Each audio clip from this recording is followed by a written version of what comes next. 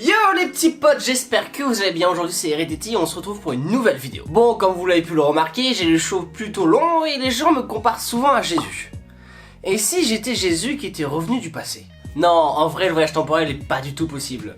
Sauf si j'ai une histoire à vous raconter aujourd'hui. Est-ce que vous connaissez le voyageur temporel du nom de John Titor? Il s'agit ici d'une personne qui a écrit un message le 2 novembre 2000 pour annoncer qu'il venait du futur de l'an 2036. Revenir à la naissance de la tectonique, faut vraiment avoir des goûts de merde quand même. Ça se trouve en fait c'est un bof des années 36 et le gouvernement l'a juste envoyé dans notre époque parce qu'ils en avaient marre. Hein. C'est une théorie. Hein. En réalité il a été envoyé par le gouvernement du voyage temporel américain.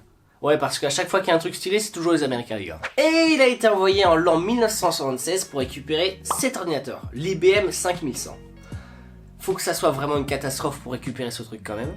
Attendez! Vous aurez remarqué qu'il a été envoyé en 1976 et pourtant il est écrit sur le forum dans l'an 2000.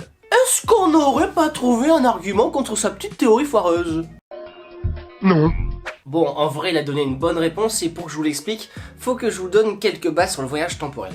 Il existe ce qu'on appelle le paradoxe temporel. En gros, si tu remontes dans le temps et que tu tues ton père, eh bien tu n'es pas né. Si tu n'es pas né, tu n'es pas remonté dans le temps. Si tu n'es pas remonté dans le temps, tu n'as pas tué ton père. Si tu n'as pas tué ton père, tu es vivant. Donc si tu es vivant, tu remontes dans le temps, donc tu tues ton père. Bref, c'est un chouïa, une boucle temporelle dans laquelle tu ne peux plus sortir. Et pour contrer ce paradoxe, il existe un principe quantique qui est la réalité alternative.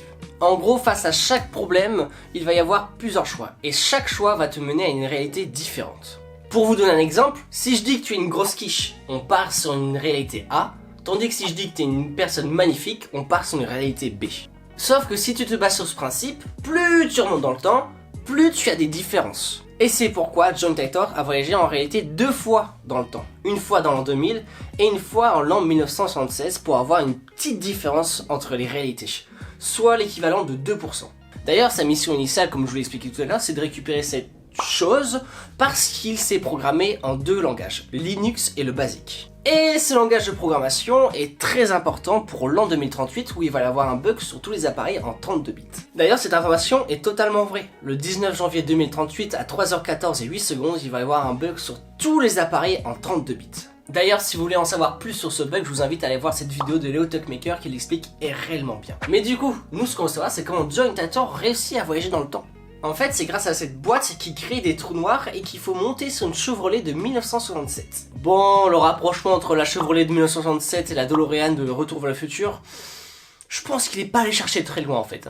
Mais dans tout ça, est-ce qu'il a déjà réussi à prédire l'avenir? Eh bien, il y a des choses qui se seront avérées vraies par le futur et d'autres complètement fausses. Il a déjà réussi à prédire la guerre en Irak, la surchauffe de la navette en Ukraine en 2003, les relations tendues entre les États-Unis et la Russie, ou encore le colonisateur de Genève en 2007 qui permet lui-même à créer des trous noirs. Mais en même temps, il a prédit les JO de 2004 comme étant les derniers, une 3e guerre mondiale qui décimerait la moitié de la planète, ou alors il a confondu avec Thanos dans Infinity War, et il a réussi aussi à prédire l'expansion d'un virus à la suite de la vache folle. Entre nous, une vache et un pangolin, on est sur les 2% de différence, non? Non. Bon, John Titor va quand même nous expliquer que si tout n'est pas réalisé, c'est à cause de ces fameux 2% que je vous expliquais tout à l'heure. Mais du coup, qu'en pense le monde scientifique? Est-ce qu'il y a des gens qui y croient, des gens qui y croient pas? Eh bien, Stephen Hawking s'est posé la question en 2009. Et pour répondre à la question, il a envoyé à tous les pseudo-voyageurs temporels une invitation à venir manger chez lui. Sauf que l'invitation a été envoyée que le lendemain. Donc personne n'est venu. Ah! En même temps, t'imagines Stephen Hawking t'invite, il t'apporte son meilleur cru, tu te retrouves bourré et tu dis que ta merde.